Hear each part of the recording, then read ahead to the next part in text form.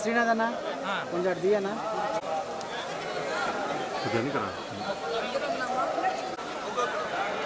Phone ఎత్తురాదు Kashi వెళ్ళిపోతున్నారు వెనకాల local దిమ్మా కలిసి వచ్చాము నువ్వు అయిపోయినా మేడంతో పాటు వస్తున్నావా వైర్ ఒకటి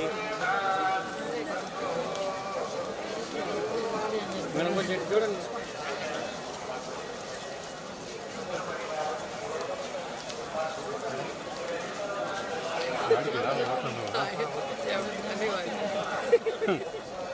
ఓకే మేడం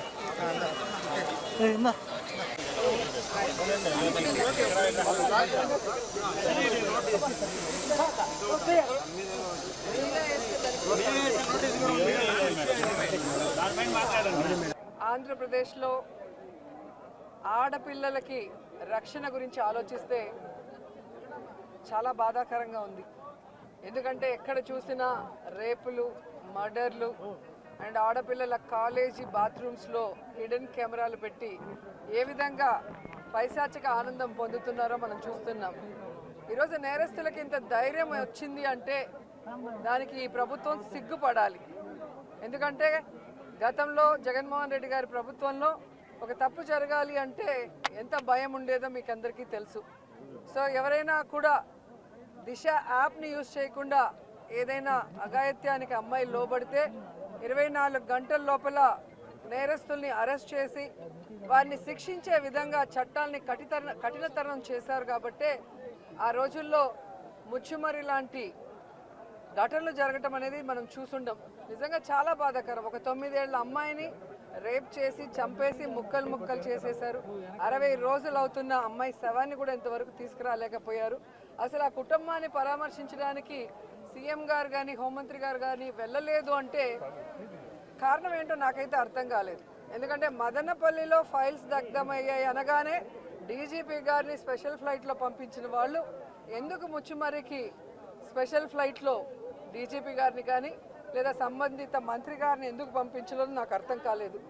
అలాగే నిన్న పేపర్లో చూశాను, గుడ్లవల్లేరు కాలేజీలో బాత్రూమ్స్లో హిడెన్ కెమెరాలు పెట్టారని పిల్లలు వచ్చి ఆడపిల్లలు చెప్తే అసలు అక్కడ ఏం జరగలేదని ఎస్పీ గారు చెప్పడం చాలా దురదృష్టకరం.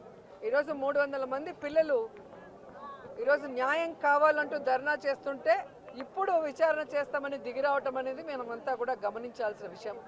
అలాగే ఈ ప్రభుత్వం వచ్చిన తర్వాత మీరు చూస్తే ర్యాగింగ్ భూతం ఎలా ఎక్కువైందో మనం కళ్ళారా చూస్తున్నాం. నారాయణ కాలేజీలో మెడికల్ విద్యార్థినిని ర్యాగింగ్ చేసి చంపేశారు. అలాగే కలికిరిలో జేఎన్టీయూలో విద్యార్థి ర్యాగింగ్ చేయడం వల్ల ఎలా ఆత్మహత్య చేసుకుందో గమనించాం. అంటే గత 5 సంవత్సరాలు లేని ర్యాగింగ్ భూతం మళ్ళీ ఈ ప్రభుత్వం వచ్చాక ఎలా పిల్లల ప్రాణాలు తీస్తుందో మనం గమనించాల్సిన విషయం. నేను ఈ ప్రభుత్వానికి ఒకటే చెప్పగలను, రెడ్ బుక్ రాజ్యాంగం మీద పెట్టిన దృష్టి ఇంట్రెస్ట్ పక్కన పెట్టి ఆడపిల్లకి రక్షణ కల్పించడంలో గౌరవాన్ని కల్పించడంలో మీరు ముందుండాలని కూడా వాళ్ళని కోరుకుంటున్నాను. మాట్లాడిన తర్వాత అలా అంటే ఎట్లాగా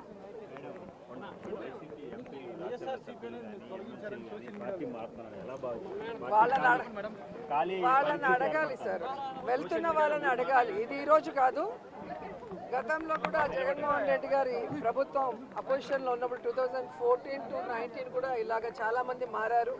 మారిన వాళ్ళు ఏమయ్యారో కూడా మనం కళ్ళారా చూసాం. సో ప్రజల చేత ఒక పార్టీ సిద్ధాంతాలు నచ్చి ఎన్నుకోబడిన ప్రజల పార్టీ సిద్ధాంతాలు నచ్చి ఎన్నుకోబడిన వాళ్ళు, పార్టీ నియమించిన వాళ్ళు ఈరోజు వెళ్ళిపోతుంటే వాళ్ళు ఆలోచించుకోవాలి వాళ్ళు చేస్తుంది కరెక్టా తప్ప అనేది. సో దీనివల్ల జగనన్నకో వైఎస్ఆర్సీపీ పార్టీకో ఎటువంటి నష్టం ఉండదు. ఎందుకంటే ఎప్పుడూ కూడా పార్టీకి ద్రోహం చేసి వెళ్ళిన వాళ్ళని ఎవరూ కూడా గౌరవించరు, క్షమించరు. పార్టీకి లాయల్టీగా